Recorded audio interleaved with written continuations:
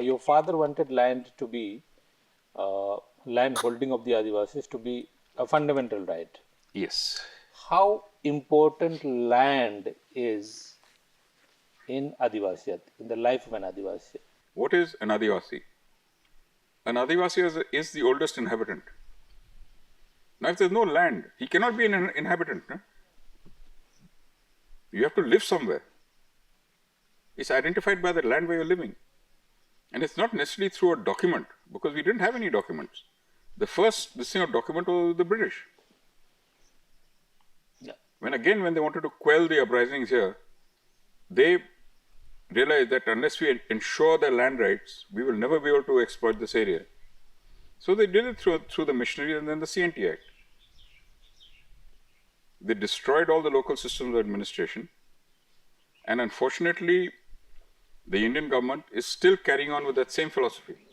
So there has been a lot of land acquisition in the name of mining, industries, then dams, things like that.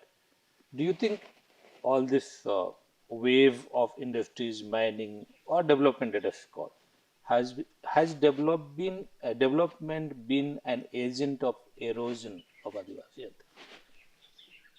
What I'm Answer this in two parts. Yeah, please. First is the alienation from their land, and second part is the economic benefits that follow from that alienation of land, or should have. As I was earlier saying, that Adivasi means land. It means you are the oldest inhabitants of that land. The moment you remove them from their lands, they are no longer Adivasi. So the Adivasiyat disappears. Their system, their social systems collapse, because these have been built up over generations and work. That's why they exist. Now you displace them. So suddenly you have what would, for a better term, I would call it a semi-urban conglomeration of people now, who have lost that traditional lifestyle that they had, that village lifestyle that they had, which had grown up through generations. That was taken away from them.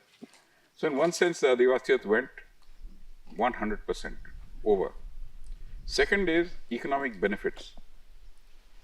Now, regardless of the economic benefits you give, if you have deprived them of the land, you have taken away the Adivasiyat.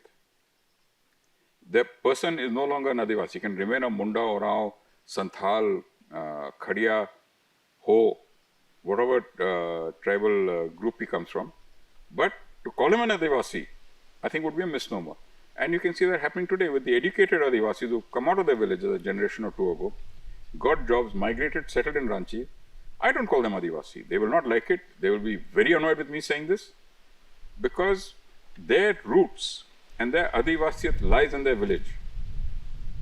Once they take an urban lifestyle on, they have lost that Adivasiyat. Adivasiyat is a historical term, I would say, and it has certain connotations.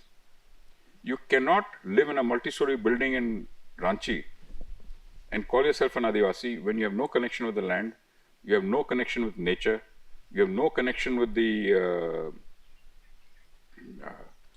cycles of the season. You're not bothered.